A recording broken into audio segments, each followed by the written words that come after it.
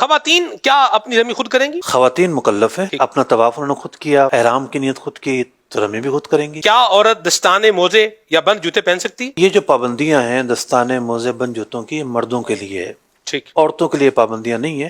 عورتیں بند جوتے پہنے یا دستانے پہنے یا موزے پہنے پہن سکتی ہیں۔ کیا عورت احرام کی حالت میں لباس تبدیل کر سکتی؟ عورت کے لیے تو کوئی جدا گانا لباس ہے ہی نہیں، ٹھیک۔ جو اس نے سادے کپڑے پہنے ہوئے وہی اس کا لباس ہے، کیونکہ لباس کی جو پابندیاں ہیں وہ مرد کے لیے ہیں۔ ہاں عورت کے لیے یہ پابندی ہے کہ وہ چہرہ کھلا رکھے گی، تو اگر وہ اپنے کپڑے چینج کرنا چاہتی ہے تو کر سکتی ہے۔ اگر عورت ایام سے ہو اور مکہ مکرمہ جانا چاہے تو یہ احرام کس طرح باندھے گی؟ احرام کی نیت کرنے سے تو کوئی چیز مانے نہیں ہے۔ پھر روزہ تو ہے نہیں کہ عورت جو ہے نا وہ روزہ نہیں رکھ سکتی یا نماز نہیں پڑھ سکتی، نیت کرنے کا معاملہ ہے۔ اور عورت جو ہے جو احرام کی نیت ہے وہ لازمی طور پر کرے گی، اس لیے کہ اللہ رب العزت نے مکہ مکرمہ کو ایک خاص تقدیس عطا فرمائی ہے، خاص حرمت عطا فرمائی ہے کہ میقات کے باہر سے جانے والا بغیر احرام کے نہیں جا سکتا۔ تو چونکہ یہ عورت میقات کے باہر سے جا رہی ہے، اس لیے یہ ضروری ہے کہ یہ جو عورت ہے وہ احرام کی حالت میں جائے گی۔ نیت کرنے سے پابندیاں شروع ہو جائیں گی، خوشبو سے بچے گی، زینت سے بچے گی، دیگر جو لوازمات ہیں اس کو اپنائے گی۔ اب اس کی کیفیت احرام شروع ہو گئی ہے، یہ مسجد الحرام شریف میں نہیں جا سکتی کیونکہ ناپاکی کی حالت میں ہے۔ اس کا حال یہ ہے کہ انتظار کرے گی، ٹھیک۔ اور انتظار کرے گی جب پاک ہو جائے گی، پھر جا کر یہ مسجد میں جا کے جو مناسک ادا کرنے ہیں یا عمرہ ادا کرنا ہے عمرہ ادا کرے گی۔ اور اگر اس کی فلائٹ مدینہ منورہ کے لیے ہے اچھا، تو وہاں مسجد نبوی شریف میں نہیں جائے گی، صحیح۔ وہاں جانے کے لیے نیت کرنا ضروری تو نہیں ہے۔ مدینہ منورہ سے مکہ جانا ہے تو مکہ شریف جاتے ہوئے بھی یہی معاملہ اختیار کرے گی کہ نیت کر کے جائے گی، اور نیت کر کے جانے کے بعد انتظار کرے گی۔ یہاں پر کچھ خواتین اپنے معاملات شیئر نہیں کرتی، خاموشی سے بیٹھی رہتی ہیں، کیونکہ ان کو کوئی احرام ورام تو باندھنا نہیں ہے الگ سے کہ پتہ چلے کہ تبدیلی آ رہی ہے۔ نیت سے ہی تبدیلی آتی ہے ان کے یہاں تو۔ اب وہ جب پہنچ جاتی ہیں اور پھر مردوں کو پتہ چلتا ہے کہ کوئی خاتون کا یہ معاملہ ہو گیا، اور پھر یہ پتہ چلتا ہے کہ انہوں نے تو نیت ہی نہیں کی، اب وہ بڑا مشکل ہو جاتا ہے۔ اب یہ میقات پر جائے پھر نیت کر آئے، تو اس سے بہتر ہے کہ آگاہی ہونی چاہیے، انڈرسٹینڈنگ بھی ہونی چاہیے فیملی کے اندر، اور نیت کرے گی، نیت سے کوئی چھوٹ نہیں ہے، نیت کرنے کے بعد وہاں جا کر انتظار کرے گی۔ عورت کو تلبیہ، طواف کی دعائیں وغیرہ کتنی آواز میں پڑھنی چاہیے؟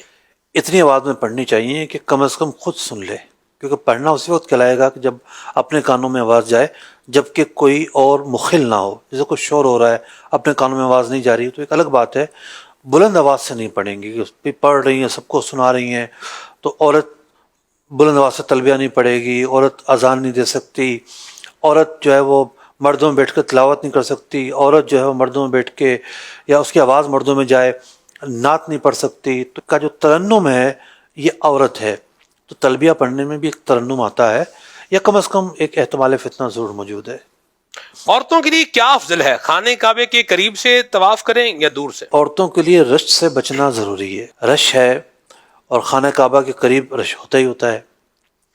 تو بارش شریف میں ہے کہ جی رات کو عورتوں کو طواف کے لیے لے جایا جائے، تو آج تو رات کو بھی رش ہے، تو رات کو بھی چونکہ رش ہے لیکن بہرحال قدر کم ہوتا ہے۔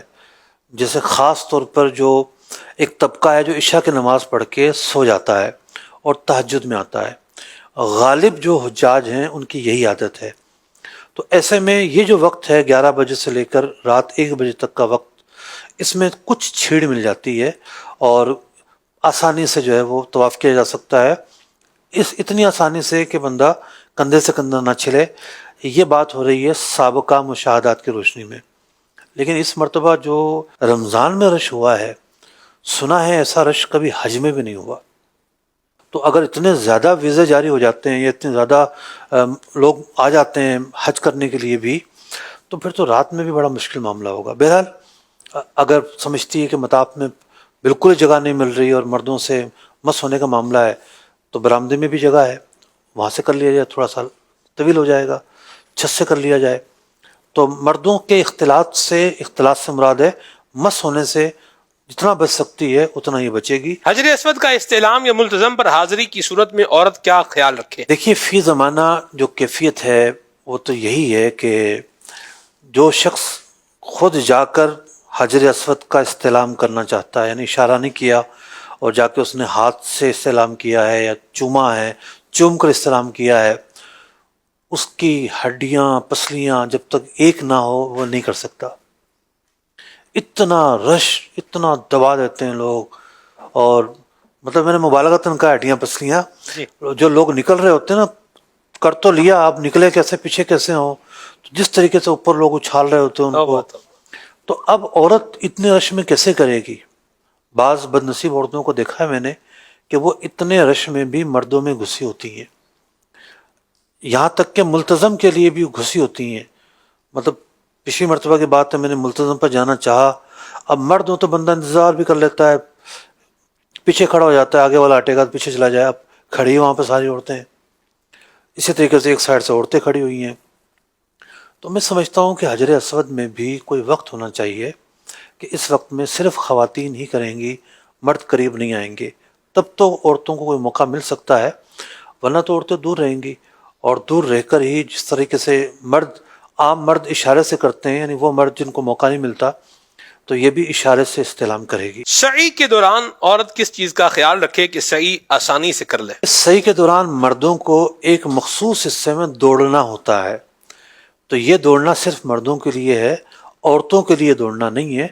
تو بعض اوقات دیکھا گیا ہے کہ عورتیں بھی بھاگ رہی ہوتی ہیں، تو ایسا بالکل بھی نہیں ہے۔ احرام سے باہر آنے کے لیے عورت چوتھائی بالوں کا حساب کیسے لگائے؟ اگر تو کسی عورت کے بال بالکل برابر ہیں، نیچے سے جو بال ہیں بالکل ایک ساتھ ہیں، پھر تو حساب لگانا بڑا آسان ہے۔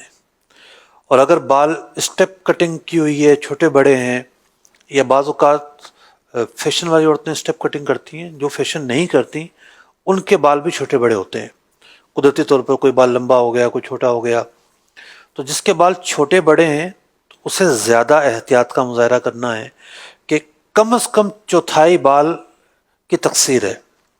اگر آپ نے چوتھائی سے کم تقصیر کی تو احرام کی جو حالت ہے وہ ختم ہی نہیں ہوگی۔ تو اس لیے اپنے بالوں کی کنڈیشن کو دیکھتے ہوئے چاہیں تو نصف بال لے لیں، 2 حصے کر لیں بالوں کے، اور ایک حصے پر پھر آپ نے ایک پورا کٹنگ کر لی، ایک حصے پر اگلی مرتبہ جب عمرہ کیا اس وقت کٹنگ کر لی۔ تو ایز پر پوزیشن دیکھنا ہے، ہو سکتا ہے بعض عورتوں کو نیچے کے بالوں سے بھی پھر اوپر کے بالوں سے بھی کٹنگ کرنی پڑے تاکہ چوتھائی پورے ہو جائے۔ تو چوتھائی بال کی جو ہے نا ایک پورا کٹنگ ہونا کم از کم ضروری ہے۔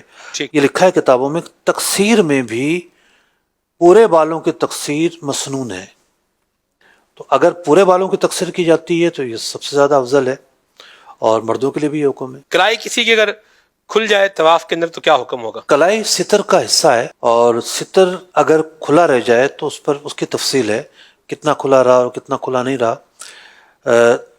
ستر جیسے نماز میں ستر عورت جو ہے یہ نماز کے لیے فرض ہے، یعنی رکن ہے، فرض ہے۔ طہارت اور ستر عورت، یعنی طہارت سے مراد طہارت حکمیہ، جی وضو اور باغسل ہونا، یہ طواف کے لیے واجب ہے۔ اگر ترک ہو گیا تو طواف تو ہو جائے گا لیکن اس کے پھر اپنے احکام ہیں۔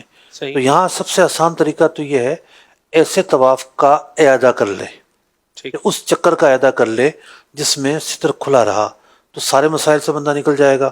اور اگر اعادہ نہیں کیا تو پھر پوری تفصیل ہوگی، کتنا کھلا رہا اور کتنا نہیں کھلا رہا، اس کی تفصیل 27 واجبات حج میں لکھی ہوئی ہے۔ عورت اگر امید سے ہو، حاملہ ہو اور طواف کے دوران تھک جائے تو کیا ایک آدھا گھنٹہ وقفہ کر کے باقی طواف کر سکتی؟ جس کو جتنی دشواری اور پریشانی ہے اتنی اس کو رخصت ہوگی۔